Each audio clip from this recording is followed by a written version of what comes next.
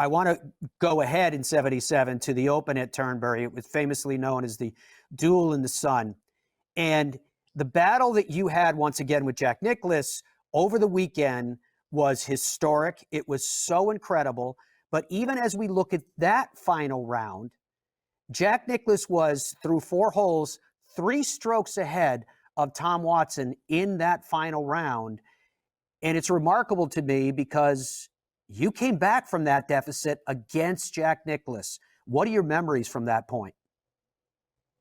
Well, it was a heavyweight fight, is what it was. Jack did he birdied the 4th hole and was up by 3. Then I turned it on. I birdied 3 out of the next 4 holes to tie him up. Then I bogeyed 9. He birdied 10 to go 2 up. Then I birdied 13 to go 1 down. And then the big happening of the whole day was the putt at 15 from off the green. Jack hit a beautiful shot right in there. I pulled my 4-iron just to the left of the green, but it was up on a little hill like this. There's no grass on the golf course, so I could putt it down this hill. Jack hit it right at the flag, about 15 feet short. And I looked over this putt. It broke about 5 feet to the right, and I knocked the son of a gun in. And Jack just missed his putt. And now we're back to even. So we both par the really tough 16th hole. And then the 17th hole, Jack made an uncharacteristic error. He outdrove me just a little bit. I hit first to the par 5. I knocked it to the back of the green. Jack hit a 4-iron and hit it fat and to the right. It was a terrible shot. And he was off the green, and there was a bunch of little moguls over there, and he hit this beautiful little pitch and run with I don't know what club, a pitching wedge or a 9-iron that ran up and down through the moguls up about 4 feet from the hole. I putted my ball down for a gimme birdie and stood back and watched Jack, fully expecting to make the putt, and he missed the putt. So now I go into the 18th hole, 1 up, and then all the fireworks happened again. So when you get to that 18th tee, and when Jack Nicklaus hit his drive to the right, how close was he with the gorse bushes over there and that? How close was he to a point where he may not be able to even get the club on the ball? And what did you expect Jack Nicklaus to do at that point when you were safe? Well, I hit a 1-iron off the tee down the left side, close to the bunkers, but fortunately didn't go in. And Jack took a driver and he hit a right to right like this. I yelled 4 because the crowd was, it's way off to the right. And the crowd kind of parted like this, and the gorse was right behind the crowd. And so I'm 1 up. I walk up the fairway, and before I hit my second shot, I wanted to determine what type of shot Jack was going to play. I had to play. So I walked up and I got pretty close to his ball. His ball was in the rough about that deep, and Whoa. the course was that far to the right of his ball. And it was being unplayable. And but I told myself, well, he's got a swing, and the greatest rough player in the world can hit.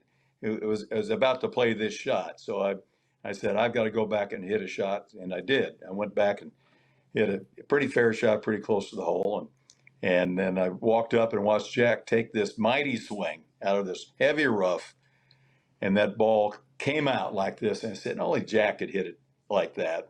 There's a big swath of grass at the end of his club on the follow through like this. And the ball hit short of the green and bounded up under the green about 30 feet from the hole. And, game was still on. Even though I hit it close, Jack Nicklaus, in his career, made more birdie putts in the last hole of a major championship than anybody else in the history of golf. So I had to expect him to make the putt. And when he putted it, 10 feet from the hole, I said, that's dead center. And it was dead center in the hole, made it birdie. Wow. So I had to kind of collect myself, but I was already prepared. I said, I'm going to have to make this putt before he putted the ball. I'm going to have to make this putt. I wasn't thinking I had to hit it one. He had a 30-footer and I had a 2.5-footer. I didn't relax at all. And when he made the putt, the crowd went absolutely ballistic. It was an airplane roar, jet engine roar, and it didn't subside. It just kept on going and going and going. And I said, well, the heck with it. I'm going to putt my ball when they're still cheering for Jack. So I bent down to put my ball down on my mark. And as I was lifting up the mark, Jack is like this. He puts his hands up. The crowd went silent in about 3 seconds, only in the game of golf. They respected the game that much. Jack said, all right, let this man have his due. And it went dead silent. I looked at the putt, took my 2 practice swings, and putted it in the right center of the hole. It wasn't dead center, but right center, and won it.